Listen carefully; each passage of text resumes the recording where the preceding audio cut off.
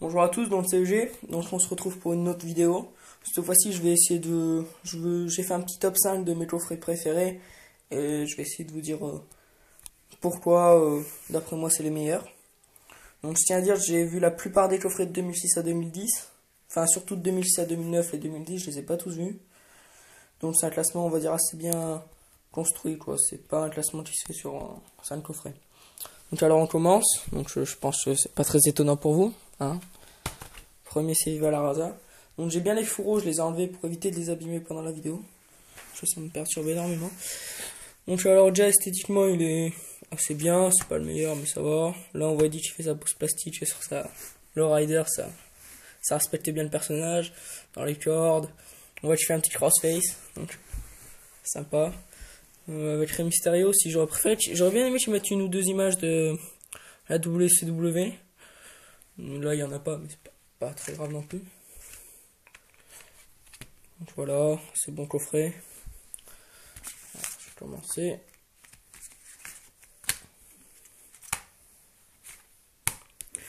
Donc alors, le DVD 1. Alors déjà, je tiens à dire qu'il n'y a pas de documentaire. Il y a un documentaire présent dans Cheating Death Stealing Life. J'ai regardé une petite partie. Donc c'est en anglais, donc je vais le regarder petit à petit pour essayer de bien tout comprendre. Mais donc ça a l'air sympa, ça a l'air pas mal retracé sa carrière, donc je vous dirai ça une fois que j'ai regardé. Donc alors déjà là pour lui, donc pas de documentaire, et entre chaque match il y a une petite pause avec des anecdotes de 2-3 minutes par rapport au match à suivre ou autre. Donc alors on commence avec un match, on voit pas très bien, un match avec Total Scorpio à la ECW, à Hardcore TV, il me semble. Oui, Hardcore TV. En 95. Donc alors, là, Jay Guerrero, par rapport aux autres coffrets, où d'habitude on commençait que quand le catcheur est pas très expérimenté. Là, Eddie Guerrero a quand même catché au Mexique, avec Hardbar dans les Grinder Lochos. Oui, un truc, oui. Et il a déjà catché au Japon, sous la forme de Black Tiger. Donc, il a déjà pas mal expérimenté, et surtout avec deux styles très bons. Donc là, il commence aux US, à la ECW. Donc la ECW c'est pas vraiment du mainstream, donc ces deux styles ça va sûrement plutôt lui servir. Donc alors le match en lui-même, vraiment très bon. Honnêtement avant d'avoir ce coffret je connaissais pas ce match, il est pas très connu. Mais il me semble que c'est le premier World Television Championship de la ECW de Eddie Guerrero, mais ça pour être honnête j'en suis pas sûr. Faudrait que je regarde le DVD, ils le disent dans les commentaires je crois. Mais... ça fait pas mal de temps que je l'ai pas vu, je l'ai vu pas mal de fois ce coffret mais... alors donc oui très bon match, perso je pense que je lui mettrai 4. Il y a des il dure il est assez long pour un match comme ça. Il y a de la bonne voltige avec Total Scorpio si vous le connaissez, il a pas fait des matchs très très mémorables mais moi j'aime bien ce catcheur. Il catch dans l'indie maintenant. Donc match très sympa pour commencer. Donc là après avoir vu ce match on se dit déjà que Eddie Guerrero c'est du bon. Commencer avec ça, les autres coffres en général on commence toujours avec un match pas terrible pour montrer les débuts. Là, déjà, il est vraiment au top, quoi. Ensuite, avec Dean Malenko. Alors, c'est pas le match connu entre ces deux-là. Le match connu, il me semble qu'il se fait le 26 août, ou 23 août, enfin, fin mois d'août de cette même année. Là, c'est pas le of Free Falls, donc là, c'est un bon match. Assez long aussi. Très technique, il y a de la voltige. Vraiment, il fait un mélange de style après au Japon, style après au Mexique. Il fait ça sur le territoire US, avec Dean Malenko aussi. Dean Malenko, il a catché au Japon aussi. Avec Benoît aussi. Donc très très bon match. Perso je lui mets 4,5. C'est un match à voir absolument. Il est un peu moins bien que le Theater of Free Falls. Le public est dedans mais moins que dans l'autre. Donc oui, donc pour l'instant deux très très bons matchs. On commence vraiment pas avec de la merde. Donc ensuite, donc oui aussi ce que je veux dire c'est que je t'offrais au niveau de la carte c'était décevant. Ils auraient pu faire comme pour Jericho ou pour d'autres. Ils auraient pu mettre ou au moins mettre des extraits de lui au Japon. Ils en montrent un peu au Mexique à la AAA, mais voilà, c'est pas trop ça. Donc là on va à Starcade. Donc Shinjiro Otani, je sais pas si vous le connaissez. C'est assez jeune pour l'époque. Bien point moyen, il a catché au Japon bien sûr. Et ça va être le... ah moi ça y était déjà... non, il me semble bien. Ça va être le premier champion cruiserweight de la WCW. Donc je sais pas si vous avez mis la main sur les matchs de la poids moyenne de la WCW, mais pour moi sur le territoire US en mainstream, ça a été le mieux. J'ai vu la WCW, on pourra dire ce qu'on veut, la WCW niveau poids moyen c'était au top. Pour être honnête, la WCW, je te vois plus surtout la mid-card, dans les poids moyens, les matchs pour les titres US. Main event, ça a jamais été... Enfin, à l'époque, fin de WCW à partir de 95. Donc le match là, très brutal aussi, très très bon, un peu court, surtout c'est à Starrcade quand même. Starrcade c'est l'événement principal de la WCW, là c'est en 95, Starrcade ça commence en 83. Il me semble, attendez... Oui, 83, oui, avec Harley Race, c'est vrai. Donc c'est déjà confirmé comme un très bon événement. Ils auraient rajouté 4-5 minutes, ça aurait pu un 4-star facile. Je pense, je peux lui mettre 3,5. Le finish, il est pas mal. Et il y a un truc qui m'a marqué dans ce match, c'est les commentaires. On voit vraiment que Ajus, il commente avec le cœur, quoi. On voit vraiment que c'est le fan qui parle. Donc franchement, sur Viva la Raza, je crois que c'est les meilleurs commentaires que j'ai en français que j'ai vu. Vraiment, il dit une très bonne phrase à la fin, faut voir ce match en VF. Ensuite, à Old Wild contre Ric Flair. Donc là, on change de style. Hein. On sait que Ric Flair, il a un peu catché au Japon avec la NWA. Il a fait un match contre Brother Brody, par exemple. Ou contre d'autres. C'est un Hansen aussi, il me semble. Pas sûr. Bref, donc Ric Flair, il sait tout faire, mais pas trop de voltige. Hein. Faut pas se mentir. Donc on va voir si DJ Hero, il peut s'adapter. Et honnêtement, franchement, ce match, il est très très bon. Jusqu'à maintenant, on a plus vu de la voltige et pas vraiment du très grand high fly, hein, parce que DJ Hero, par rapport à ce qu'on peut dire, ça n'a pas un très très grand high flyer. C'est un mélange de technique et un peu de voltige, quoi, mais il a jamais trop fait les springboards, les slingshots, tout ça. Il a fait des top rope, Rakenrana et tout, mais voilà. Et donc là, oui, il s'adapte parfaitement au style de Ric Flair, et on voit qu'il n'a pas grand chose à envier. Bon, Ric Flair, il commence à se faire vieux en 96, faut le voir avant, en 89 avec Steamboat ou avec Sting. Donc Ric Flair commence à se faire vieux. Là, dans ce match, il y a... Je sais plus qui se blesse. Il me semble qu'il y a Ric Flair qui se blesse, mais réellement, hein, pas une kayfabe. Et ils finissent le match, c'est à la fin du match, très sympa, il y a des bons moves. Le finish, il est bien fait. Et après, ça reste du Ric Flair, hein. Il narque tout le monde, il est tranquille, mais... C'est vraiment cool. Je pense que je le mettrais bien à 3,5 aussi. Je sais pas si je vous ai dit pour DJ Hero Shinjiro Tani, mais je le mettrais bien 3,5 aussi. Ensuite, Eddie Guerrero contre Chris Jericho à Super Bowl. Alors Eddie Guerrero, Chris Jericho, comme ils le disent avant, ils ont fait quelques matchs en équipe. Pour être honnête, je crois que j'en ai vu que un d'entre eux. C'était assez bon, mais comme ils disent, ils n'ont pas forcément réussi en équipe.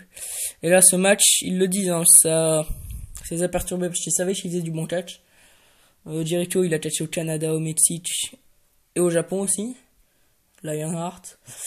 Et donc il sait que j'étais bon dans le catch, et là ils se rendent compte qu'ils font un très bon match et que le public est pas là, et donc ils sont un peu de soucis pour leur avenir, mais bon, chez Jericho c'est quand même le premier indisputé de champion, donc il a quand même réussi, hein, donc il s'est fait du souci à cette époque là, mais il avait pas à s'en faire. Donc là pareil, très très bon match, un des meilleurs du coffret, le meilleur à la WCW qui a dans celui-là, attendez je vérifie, oui, un des meilleurs, en tout cas un des deux meilleurs. Vraiment, je lui mets 4/3 quarts, c'est vraiment un match à voir absolument. Il y a de ces moves, c'est incroyable, et on se demande comment le public il peut pas réagir. Autant au début, même s'ils aiment pas trop, ils peuvent pas réagir sur les 5 premières minutes, mais après, franchement, je comprends pas comment il fait pour pas s'emballer. Moi tout seul, je pense que devant ma télé, je fais plus de bruit qu'à tout le public réuni. Hein. C'est quelque chose de assez incroyable. Ensuite, Rey Mysterio contre Eddie Guerrero à Nitro. Donc c'est à Nitro, c'est un weekly. On sait que le match va pas durer énormément longtemps. Et ça part direct. Hein. Ils savent qu'ils ont pas longtemps pour épater, donc ils y vont franco, quoi. Assez bon match. Je noterai pas par rapport à la durée, je peux pas noter, mais c'est un bon match. Ensuite, à Starrcade 97. Donc 2 ans après déjà. Là, en 2 ans, ils ont mis que quelques matchs. Contre Dean Malenko. Ils se sont affrontés au Japon et à la WCW et déjà à la WCW, donc ils se connaissent bien. Et pareil, ils font vraiment des très très bons matchs ensemble. Je crois que c'est une des meilleures combinaisons que j'ai vues avec il y a aussi DJ Guerrero Benoit et Benoit Angel, c'est vraiment ceux qui travaillent très très bien ensemble, c'est magnifique, c'est fluide, il y a aucun file, tout va bien, le match est assez long. J'avais fait une review aussi donc sur ce match assez long, sur le topic des reviews, enfin je vous la mettrai sûrement. Donc oui, c'est un match à voir absolument. En plus c'est du Starcade. Et c'est brutal, il y a du high fly. Franchement moi la WCW, pas moyen, je crois que c'est un des meilleurs trucs que j'ai vu. Ensuite, donc pareil, 4-3 quarts comme le DJ Road Jericho. C'est vraiment du must have. Vous avez peut-être l'impression que je les donne les 4 étoiles 3 quarts, mais je vais éviter de spoiler, donc je peux pas vraiment vous dire, mais ces moves c'est incroyable. Mais ça les vaut vraiment, franchement ça les vaut. Pour être honnête, je préfère largement celui de DJ Road, Dean Malenko que du Triple H Undertaker. Pendant Triple H Undertaker à WrestleMania 28, je l'ai fait en direct. Que Shawn Michaels Undertaker. Pour moi, ils ont rien à envier ce match. Hein. Ils vont vraiment être le catch pur. Pas besoin de grande promo. Et... Bref, c'est pour ça, moi, les 4-3 quarts, ils les valent largement. Donc ensuite, là, il reste 3 matchs à la WCW sur le DVD 1. Donc je vais pas vous mentir, ces 3-là, ils m'ont énormément déçu. Surtout qu'en essayant le Team au Dragon, il a eu 9 titres d'un coup. Enfin, 9 titres en gagnant le G1 Championship au Japon. C'est une légende des poids moyens. En 98, il est plutôt expérimenté. Il est sur la fin de... Enfin, pas sur la fin de sa carrière, mais sur la deuxième bonne partie de sa carrière. Et franchement, j'ai été déçu. Je m'attendais vraiment à beaucoup mieux de ça. Mais le match, il reste très bon. Hein. Je lui mets 3, 3,5. 3 un quart, allez. Assez court, mais ça aurait pu être bien mieux, quoi. Il me semble pas qu'il doit essayer Moonsault. C'était un peu bête venant de Ultimo Dragon. Mais moi je sais que chaque fois que je vois un match d'Ultimo Dragon, je vais à tout prix voir ça Assey Moonsault. Assey Moonsault, c'est un springboard moonsault vers l'extérieur. Voilà, donc match un peu décevant. Ensuite, c'est à Nitro contre Juan Tugueran. Assez court, mais plutôt long pour un match à Nitro. Mais ça reste court, sympa, match à voir, je mets 3 un quart. Psychosis contre Eddie Guerrero à Thunder, très très court aussi, c'est dommage.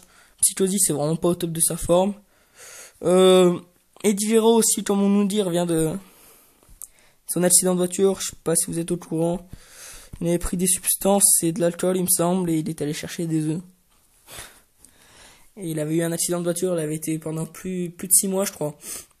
Et donc il revenait, et là on voit que est capable de fournir un bon match, hein. On est assez confiant après ça. Ensuite, non, attendez. Alors, là on voit un meilleur papier. Alors, Chris Jericho contre Eddie Guerrero à Raw. Donc le match en lui-même il est pas top, mais c'est surtout pour pas un segment, mais un événement on va dire.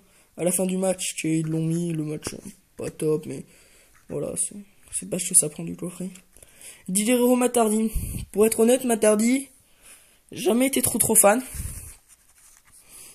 Mais là on voit qu'il ça les bonnes épaules de Matt Hardy, c'est le 8 juin.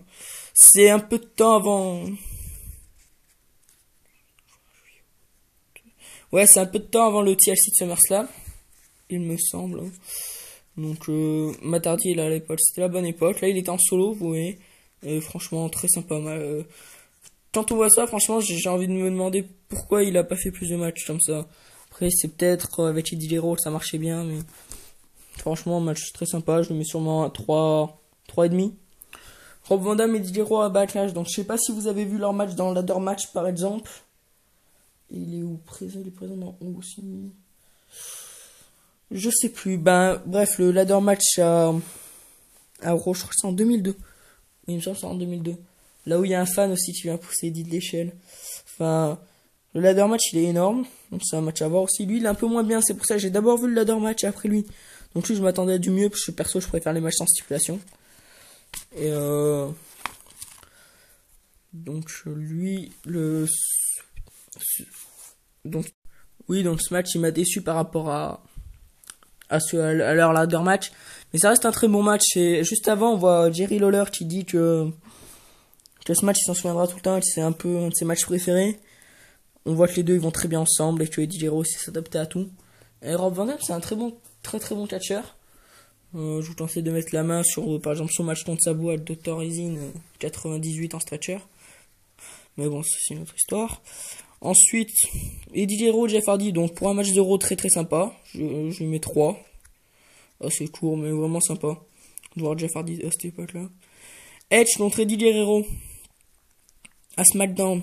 Donc là, la première fois que j'ai vu Stoffer avant de commencer ce match, je l'avais jamais entendu, je l'avais jamais entendu parler. Je me suis dit, oh là là, trop de matchs en weekly, mais pas du tout. Ce match, c'est simplement le meilleur match en weekly que j'ai vu. J'ai vu l'Ironman match Benoît Triple H, j'ai vu l'Ironman match Lesnar Angle, j'ai vu le cage match Angle Benoît. Et lui, franchement, c'est le meilleur match en weekly, tu vois. J'ai trouvé premier No DQ. Voilà, la petite info qu'ils disent. Franchement, No DQ, je pensais que c'était bien avant 2002. Donc, premier No DQ, et ils savent très bien, il y a des objets variés, ça bouge pas mal. Il y a quelques moves, on peut dire, assez extrêmes, pas vraiment hardcore. Et on voit qu'il sait tout faire à ce moment-là.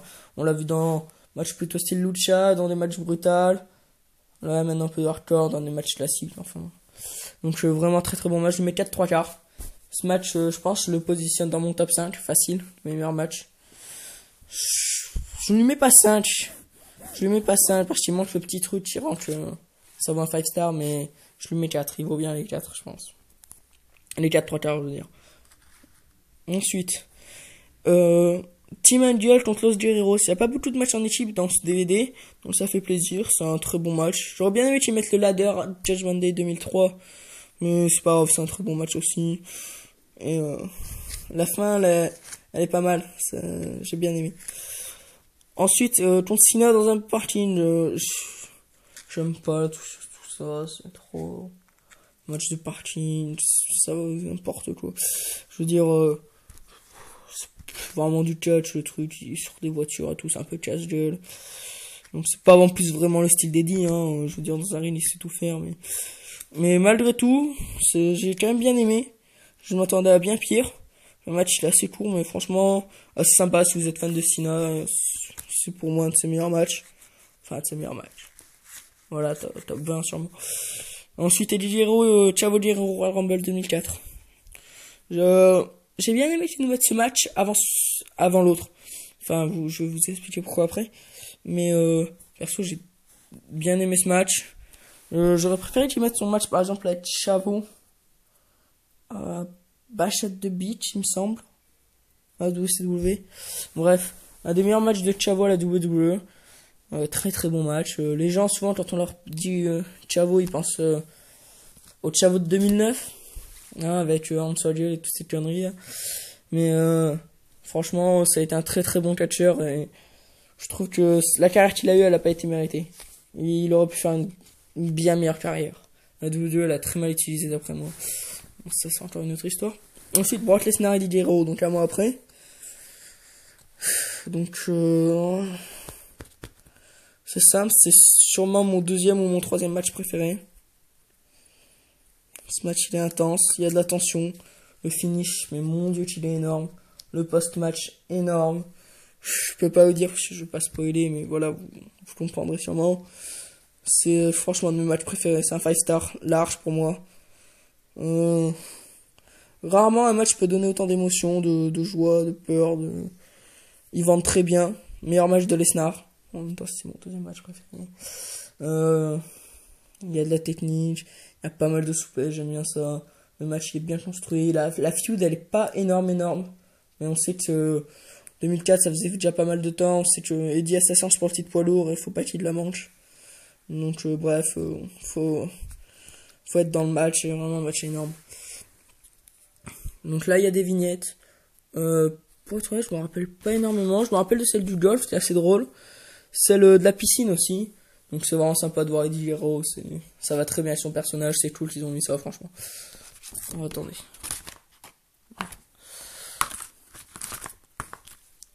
Alors ensuite, DVD 3. Donc pour l'instant, deux très bons DVD. Hein. Surtout le premier. Des DVD 2, c'est surtout pour le Lesnar et DJ. Enfin, le Lesnar avec Lesnar et avec Edge. Surtout pour ces deux-là, mais ça reste un très très bon DVD. DVD 3. Donc il y a Eddie Guerrero contre Rey Mysterio à SmackDown. Donc là, pareil, un des meilleurs matchs de SmackDown. C'est un des meilleurs matchs aussi avec Rey Mysterio, je pense le deuxième. C'est le meilleur après Halloween Havoc, 97. Vraiment très très bon match. On est en 2004, Eddie Guerrero est passé dans le catégorie poids lourd. Enfin, c'est quand même bien musclé par rapport à avant. Rey Mysterio a peu plus adopté son style, on va dire, WWE, quoi. Mais là, ils nous ressortent un très très bon match. Comme en 97, franchement, de tous les matchs de SmackDown, je pense que c'est largement dans le top 5. Très très bon match. Le One, la noté 4. Je pense que le note pareil, 4. Donc pour un match de SmackDown, c'est énorme. Ensuite, on a Judgment Day. Donc là, il risque d'y avoir un petit spoil. Hein, je vous le dis, vous pouvez avancer de 30-40 secondes. Donc alors là, ce match il est assez tenu parce que Eddie Guerrero il se fait ouvrir avec une chaise très violemment. Il me semble que c'est quand même un blade job, c'est-à-dire avec la lame de rasoir. Mais c'est vraiment un des matchs les plus sanglants que j'ai vu à la WWE. C'est assez impressionnant. Et le match en lui-même il est très bon. Hein. Il y a pas mal de tension et on veut que Eddie gagne. Puis, voilà. Je dirais pas le résultat, mais franchement très bon match. Hein. Je pense que je peux le noter 4. Voilà. Donc ensuite, JBL et DJ Gros à SmackDown en Steel Cage. J'ai jamais trop aimé les Steel Cage par... je sais pas trop comment dire, mais... je trouve c'est dommage, on perd du temps, ça m'a faux rythme. Et le but... je préfère quand ça se finit en tombée, plutôt, parce qu'on est plus dedans. C'est 3 zones vraiment intenses, alors quand ils sortent de la cage... je trouve ça assez mou, donc je préfère largement les matchs normaux. Mais là, c'est un assez bon Steel Cage, hein, mais bon, rien d'être... Enfin, si, il y a un très très bon spot, je dirais pas lequel, mais il y a un très très bon spot d'ailleurs. Mais je le note 3, 3,5, allez. Ensuite, contre Kurt Angle, alors, en avril, donc c'est peu de temps après WrestleMania, leur match à WrestleMania 20. Très très bon match aussi quand même à WrestleMania 20. Ce qui me fait rire, c'est quand même là, on a quand même pas mal de matchs de SmackDown à Raw depuis le début. La plupart, ils sont très très bons. Ça nous montre que Eddie, il va vraiment avec le cœur. Hein. C'est pas parce qu'il a SmackDown et que c'est pas en pay-per-view qu'il se donne pas à fond. Là, franchement, il donne tout. Pareil, très très très bon match. Kurt Angle, un de mes catcheurs préférés aussi. Ça va très bien ensemble. Je le note 4, facile 4. Ensuite, on très mystérieux en cage. Très bon match pour un SmackDown, mais comme je dis, j'aime pas trop les steel cage. Je pense que je le note 3, 3,5. Donc Batista à No Mercy. Donc là c'est assez simple, hein, on est au mois d'octobre. Le décès d'Eddie Guerrero c'est le 13 novembre. Donc c'est son dernier grand match. C'est en pay-per-view, c'est contre Batista, un très bon ami à lui. Franchement, je trouve que Batista a fait un très bon match, a été dit. J'aime pas trop le style de Batista, pour être honnête, j'aime pas Batista. Mais là, on voit vraiment qu'il donne tout. Et No Mercy, pareil, le pay-per-view en lui-même n'était pas top, donc fallait que le main event rattrape. Et je trouve il a très bien rattrapé. Très très bon match de Eddie aussi. Ça nous montre vraiment que du début de sa carrière à la fin, il a vraiment tout donné. Et en voyant ce match, on se dit pas qu'un mois après, il serait plus là. Donc ce match, je lui mets bien un 4,5. Très très bon main event. C'est un des meilleurs main events de 2005. C'était une très bonne année. Donc ensuite dans les spéciales Chris Jericho rencontre Eddie Guerrero pour la première fois. Pour être honnête, je me souviens plus de ce truc. D'être une petite intro assez sympa. Eddie Guerrero contre Mr. Kennedy, donc le 11 novembre. C'est-à-dire que 2 jours après, il est décédé. Donc quand on voit ce match, on se dit c'est pas possible que cet homme-là fasse un match comme ça et 2 jours après il décède, quoi. Ce match il est très très bon. À croire qu'il a été tué, c'était son dernier match. On sait que... attendez. On sait que Eddie Guerrero devait gagner le titre, je crois, une semaine après contre Batista. Mais donc, finalement, il ne gagnera pas. Et, franchement, très bon match. Je suis content que son dernier match soit un bon match. Et puis, il respecte le personnage jusqu'au bout. Hein, faut le voir pour le comprendre. Donc là, ensuite, les DVD hommages. Donc, les matchs ils sont pas top, mais je pense pas pour l'art ce DVD hommage. Sur Eddie Guerrero Tribute Show pour voir des bons matchs. Hein. C'est très sympa, il y a pas mal de catcheurs qui parlent de son décès. Assez émouvant. Ça rappelle bien sa carrière. Je suis content que la WWE ait fait ça pour Eddie quand même de 2 shows, c'est quand même assez important. Surtout c'est bientôt la road to WrestleMania au mois de novembre. Donc ouais, je trouve que c'est des bons shows dans l'ensemble. On voit vraiment que tous les catcheurs avaient pas mal sympathisé avec Eddie. Bon, vous allez me dire ça, après, c'est... Bien sûr, ils vont pas dire qu'ils l'aimaient pas. Mais je pense que vraiment, c'est un catcheur. En bas, tu t'as vraiment plu. Après, je peux pas vous dire, hein, moi, j'ai pas été... Comme je vous ai dit, hein, dans un show hommage, ils vont pas dire qu'ils l'aimaient pas, mais... surtout le témoignage de Benoît, qui est pas mal. Quand on sait comment va finir Benoît aussi, c'est assez intéressant de voir que voilà, il me semble qu'il y a un bon de Dean Malenko aussi. Donc pour la petite info, je sais pas si vous savez, ces 3 snaps souplesses là, c'est Los Tres Amigos. Oui, Los Tres Amigos. Donc c'est en hommage à lui, Malenko et Benoît qui se sont rencontrés au Japon. Une pour chacun. Donc voilà. Il y a aussi un match de Chavo aussi dedans qui est pas mal. Enfin moi franchement j'ai trouvé ça cool d'être jeu. Donc même si je critique pas mal ce qu'ils ont fait par rapport à Benoît, là sur ce coup là ils ont fait quand même un bon truc. Donc voilà, je viens de me rendre compte que cette review elle vient de durer 26 minutes. Donc je vais pas faire les 5 maintenant. Donc je pense que je vais faire un DVD par un DVD. Et je vous mettrai les autres vidéos une autre fois. Voilà, donc là c'était Viva la Raza, donc dans l'ensemble le meilleur DVD que vous pouvez avoir, j'en ai vu pas mal. Après c'est très subjectif, hein, Eddie Guerrero c'est mon catcheur préféré, mais je pense que honnêtement, même en restant objectif, il est bien dans le top 5. Tous les gens, même personne ne l'a pas aimé. Des gens l'ont pas forcément surkiffé, et je connais personne qui ne l'a pas aimé. C'est vraiment un très bon DVD. En même temps la WWE, c'était sûr c'était le dernier qu'ils allaient faire, parce que c'est sorti en début 2009. Donc ils savaient qu'ils allaient pas en refaire, et je pense que pour Eddie ils ont pas voulu se louper, surtout que sans se mentir quoi, il y avait de quoi faire. Hein. Donc les plus du DVD, c'est assez complet, il y a de la CW, de la WCW, du poids lourd sur la fin, quelques vignettes, c'est vraiment très sympa. Les trucs qui m'ont un peu déçu peut-être, j'ai rien du Japon, et ils en parlent pas. Enfin, ils parlent un peu du Mexique, mais vraiment pas du Japon. Ça m'a déçu, j'aurais bien aimé un petit Black Tiger contre Benoît par exemple. Que les spectateurs connaissent, hein, Benoît, Pays des Justides. Donc voilà, mais sinon, ouais, très très bon DVD, franchement, on peut rien reprocher. Il est assez long, hein, ils nous ont pas eu sur le temps, quoi, il dure 11h et quelques, 11h30, je crois. On enlève les 2 tributes show, faut enlever 2-3 heures. Le DVD dure quasiment 9 heures. Très, franchement, complet. En ce moment, il est à 10€ sur Silver Vision, n'hésitez pas à l'acheter, ça fait 9€ frais par compris avec les promos, c'est vraiment nickel. Donc voilà, j'espère que ça vous aura plu. Un peu long peut-être, mais voilà, mes meilleurs DVD franchement. Le premier DVD je note 4, le deuxième 3/4 et le troisième 4. Et l'ensemble je note 5. C'est vraiment le meilleur DVD que vous pouvez avoir. Donc achetez-le, franchement si vous voulez acheter qu'un DVD, achetez-lui. Vous serez pas déçus. Donc si des gens ont des avis sur ce DVD, qu'ils le mettent en commentaire ou je sais pas, voilà. Donc c'était EG. Donc je pense que je vais pas tarder à faire les 4 autres. Je sais déjà lesquels c'est. Et voilà. Allez. Merci, à plus.